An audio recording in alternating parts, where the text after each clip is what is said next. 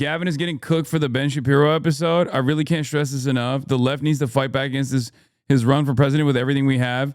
He would be an unmitigated disaster and usher in someone like Nick Fuentes as his successor. Yeah, he's going to have Nick Fuentes as his vice president, okay? That if this trajectory holds, by the time he runs for president in 2028, if we have elections at all, Nick Fuentes is going to be his VP pick in the interest of Nazi bipartisanship. Here's proof of him standing for nothing. Was a narrative that was immediately pushed by the Trump administration and Secretary of Homeland Security Kristi Noem that she was a domestic terrorist who was attempting to run over officers with her car and was legitimately trying, not just this officer, but multiple officers. That was the original statement. I said at the time, I thought that was untrue. And then your press office tweeted out that it was state-sponsored terrorism, which, I mean, Governor, aggressive. I do have to ask you about that. Yeah. That sort of thing makes our politics worse. Yeah.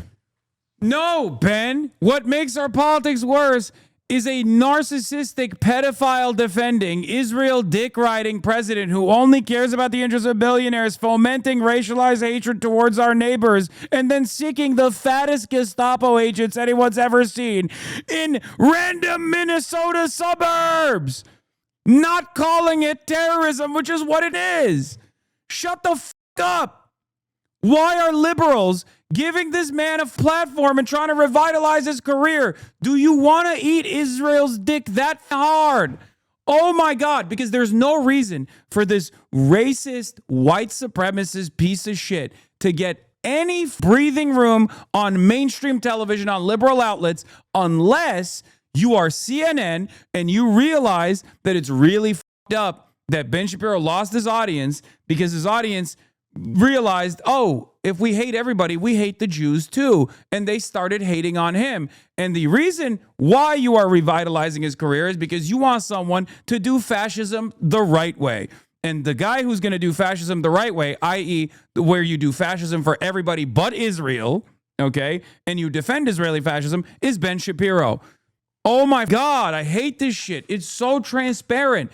The only difference between Ben Shapiro and Nick Fuentes is Nick Fuentes hates Jews. Ben Shapiro is Jewish. Nick Fuentes at least says he hates Israel. Ben Shapiro loves Israel. And it's ironic for the Democrats because hating Israel is the 80% position here. So why are you like, oh yeah, the Republican operative I need to prop up is the one that literally is just as racist as every other neo-Nazi, except he loves Israel.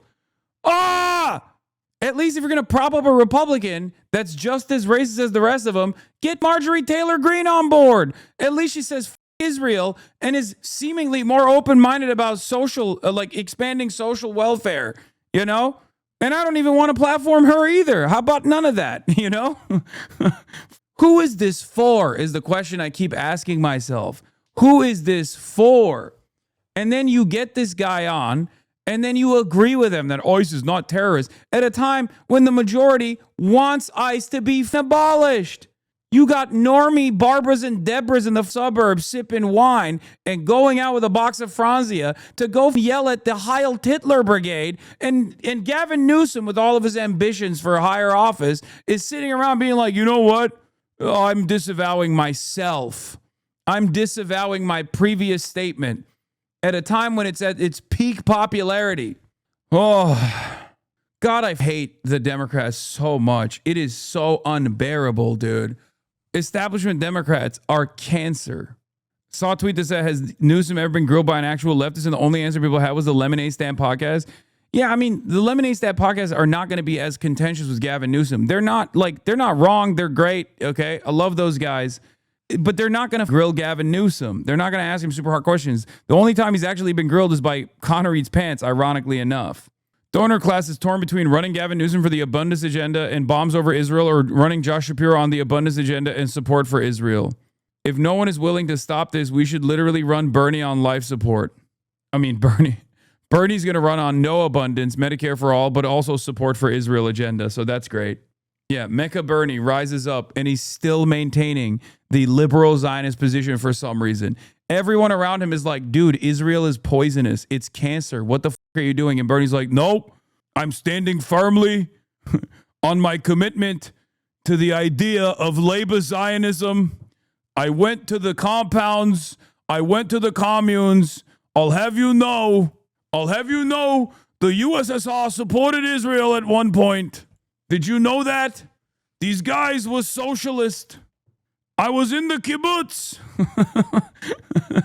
Yes, as long as we replace Benjamin Netanyahu with an opposition figure that is Benjamin Netanyahu 99% of the way, I'm happy.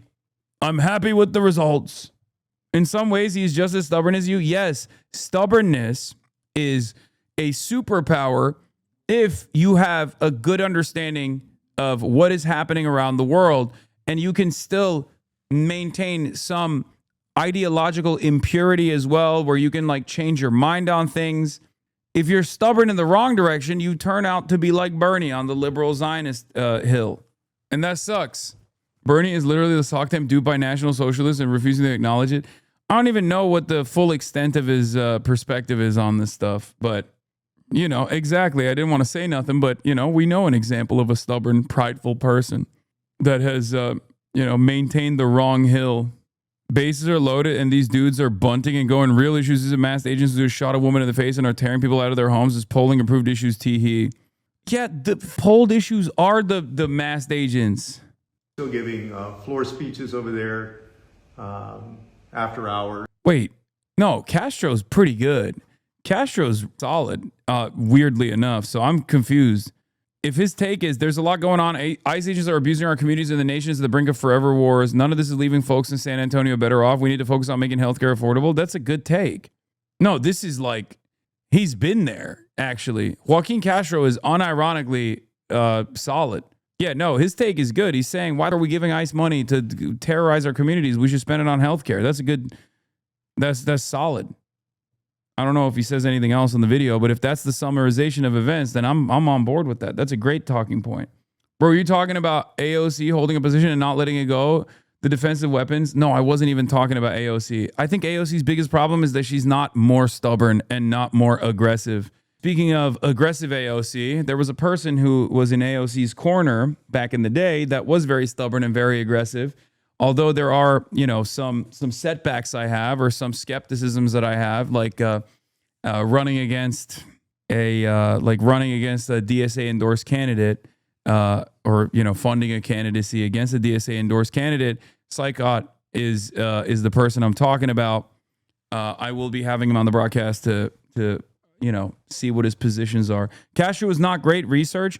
No, Castro is great on this issue. That's what I'm saying. He's been on the ICE tip, and not only is he on the has he been on the ICE tip, but he also is like pretty good on healthcare too, if I remember correctly.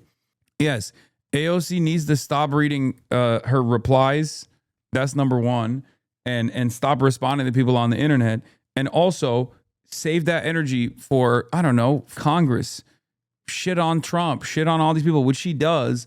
I wish she was way more aggressive in holding these like key positions and be unafraid to take a position in the dark that might come across as like alienating.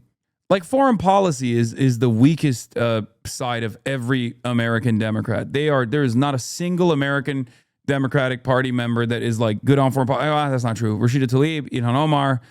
There's a couple, right? There's a couple. But I think AOC's too risk averse for sure. All right, this is getting too cute now. I get the whole talk about ICE in the context of affordability and healthcare thing, but also talk about ICE and what's happening in Minneapolis and stop trying to do this clever little game. Plenty of time later to do this. Trump has now spent $30 billion of the... No, I think it's fine to talk about how much money they're wasting on this neo-Nazi brigade. If AOC hires Daniel Bessner as her foreign policy advisor or trusts her more, that'd be insane. Is that even in question? That would be so sick. She's going to go with Matt Duss if there is a thing like that. Still better than 99.9% of Congress, let's be real. And I know everybody hates Matt Duss in here, but you need more edge. Foreign policy, unfortunately, is not the primary thing here. Like nobody cares enough about foreign policy.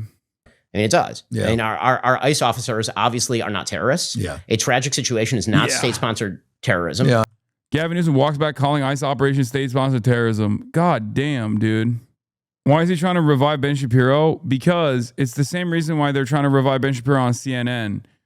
Because he's the right kind of Republican, okay? The Republican that isn't anti-Israel and anti-Semitic. Well, I guess Ben Shapiro doesn't give a shit about anti-Semitism either, as long as they're pro-Israel. Let's be real.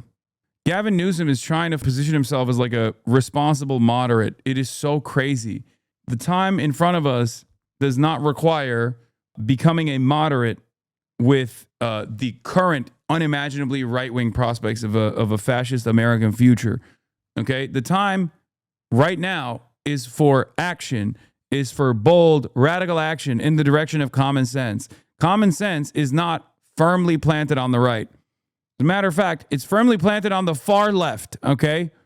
Rudy Giuliani's point of view, who made the point as an advocate for sanctuary policy when he was mayor of New York, he said it keeps people safer, healthier, and more educated. Safer in the context that it allows community members to be more likely to participate as witnesses of crime or victims of crime in going after the perpetrators, more likely to get an immunization shot if they're not worried about the nurse turning them over to ICE, more likely to go to school and get educated if they're not worried about the school crossing guard crossing them and ultimately turning them over to ICE. So it's the tool of pragmatism because of the complete abject failure of the federal government.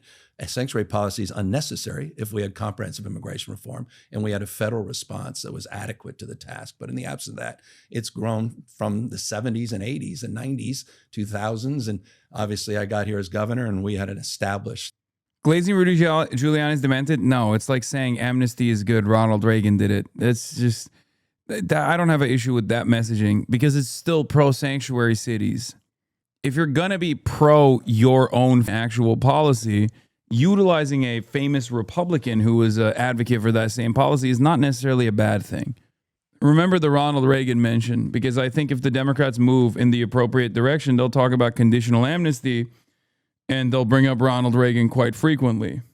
Framework before I got here. But it is true that sanctuary policy obviously has had a massive impact as a driver of tremendous number of illegal immigrants in the state of California. I don't know about that. I mean, you see in a lot of states that don't have sanctuary policies, huge increase in immigration, illegal immigration, massive increases, even far greater than the state of California. Just look as an example. But in terms of the cost structure, I mean, you recently, for example, had to freeze the enrollment of undocumented immigrants in state health systems to save money, right? I mean, these are major burdens, no? That's a separate issue. There are 12 states that provide health care for undocs, and we believe in universal health care regardless of pre-existing conditions. My only point is that the cost structure is extraordinarily burdensome. But I don't think in unpacking it, I don't think it's the sanctuary policies that are driving that. He was pressed on trans rights too. Ugh. Why does the parent not have 3 minutes on trans rights? No, thank you. There are certainly cases in which kids are being socially transitioned to school without parents knowing about it. The fundamental question is the question that you're not wanting to answer, which is whether boys can become girls.